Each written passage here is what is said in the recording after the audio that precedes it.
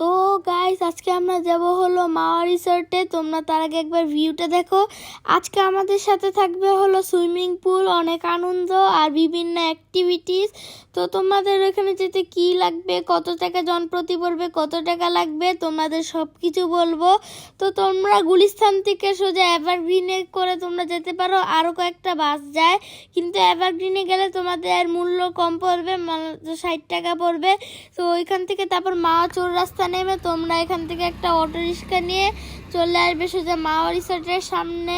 তো এখান থেকে তোমরা রিসর্টে প্রবেশ করতে তো পারবে। তোমরা এখানে ঢুকতেই তোমরা একটা অফিস রুম দেখতে পারবে, আর তার সাইডে পার্কিং করার জায়গা ছিল।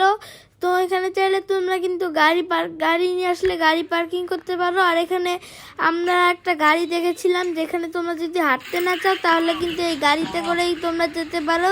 আর এখানে দুঃখের বিষয় হলো এখানে গাড়ির ড্রাইভার ছিল না, তাই জন্য আমরা গাড়িতে উঠতে পারিনি, তাই জন্য আমরা হেঁটে হেঁটেই সামনের দিকে আগাচ্ছিলাম। আর এখানে কিন্তু একটা পুকুর ছিল, যেখানে তোমরা বোট রাইডিংও করতে পারো। আর এখানে আশপাশে প্রত্যেকটা প্লেসই ভাড়া দেওয়া হয়। তোমরা একটা প্লেস ভাড়া নিয়ে তোমরা বিয়ের অনুষ্ঠান, খেলাধুলা অনেক কিছু করতে পারবে।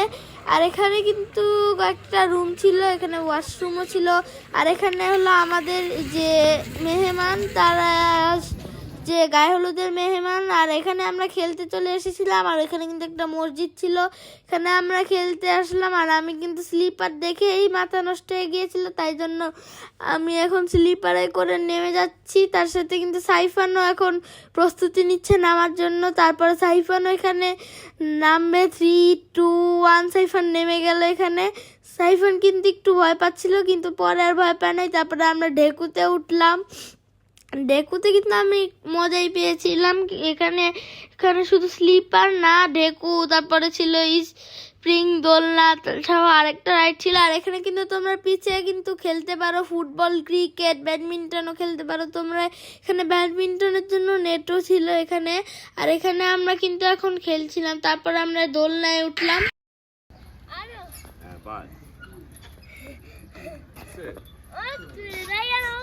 হলো গাইস, আমি একটু পরে গিয়েছিলাম। তারপরে আমরা যেখানে দেখতেই পাচ্ছ আপুরা এখানে ছবি তুলছিল। দেখতেই পাচ্ছ জায়গাটা কেমন সুন্দর, কত সুন্দর, কত সুন্দর।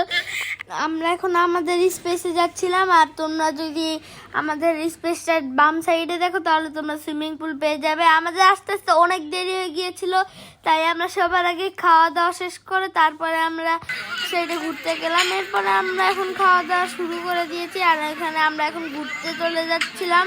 তো এখানে আমাদের খাওয়া দাওয়া শেষে আমরা এখন ওই সাইড থেকে এই সাইড চলে আসলাম রাইডে ওঠার জন্য, ছবি তোলার জন্য। এই পুরো জায়গাটা ছবি তোলার জন্য একটা বেস্ট জায়গা। তোমরা এখানে চাইলে এসে ঘুরে যেতে পারো, কিন্তু এখানে রাইডের মূল্যটা একটু বেশি মনে হয়েছে আমার কাছে, কারণ প্রত্যেকটা রাইডে 100 টাকা 100 টাকা। তো তোমরা কিন্তু প্রত্যেকটা রাইডে যদি উঠো তাহলে 100 টাকা লাগবে। আর সাইফানের প্রিয় জায়গা কোনটা তোমরা কমেন্টে গেস করতে পারলে তোমাদেরকে একটা চকলেট পুরস্কার দেওয়া হবে। তো তোমরা বুঝতেই পারছো যে সাইফানের প্রিয় জায়গা কোনটা। জাম্পিং যেখানে সাইফান সেখানেই সাইফান, যেখানে জাম্পিং নাই সেখানেও সাইফান নাই। তো গাইস তোমরা কেমন লাগলো তোমরা একটু কমেন্টে বলো। এখানে কিন্তু আমরা উঠি নাই, মানে সাইফান একটু কান্না করছিল ওঠার জন্য, তাই জন্য কি একটু উঠিয়ে দিলাম। আর এখানে আমরা ড্রাগন ট্রেনে উঠেছিলাম। এটা কিন্তু যেখানে ড্রাগন ট্রেন দেখে আমার একবার হলে উঠাই লাগে এই ড্রাগন ট্রেনটাতে। তারপরে দেখতে দেখতে এখানে রাতের সময় চলে আসলো। এখানে রাতের সময় কিন্তু প্রোগ্রাম শুরু হয়ে গিয়েছিল, নাচানাচির প্রোগ্রাম শুরু হয়ে গিয়েছিল। এখানে দেখতেই পাচ্ছ কোন গানে নাচ দিচ্ছে। তোমরা একটু এখানে কমেন্টে বলে দিও এটা কোন গানে নাচ ছিল। তোমরা যদি জেনে থাকো তাহলেও বলে দিও। তো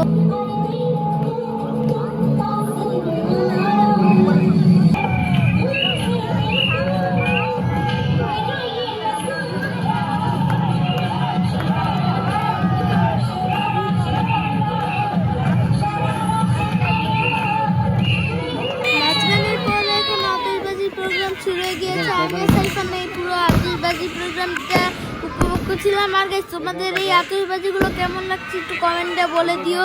মানে আমি অনেকবারই এখন বলে দিয়েছি, আমি যা যা কোশ্চেন করেছি তোমরা একটু কমেন্টে উত্তর দিয়ে দিও। আমাদের এখানে আজকের মতো বিয়ে বাড়ি প্রোগ্রাম শেষ, গায়ে হলুদের প্রোগ্রাম শেষ। আমরা এখন চলে এসেছি বিয়ে বাড়ি প্রোগ্রামে।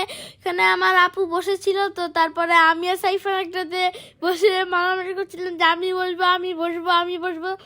সাইফাল কিন্তু নেগিয়ে বসবে, আমাকেই বসতে দিবে না। তো সবাই এখানে ছবি তুলছিল মোটামুটি বউয়ের সাথে। তোমরা একটু কমেন্টে বউ কেমন লাগছে। আজকে ভিডিওটা এই পর্যন্ত।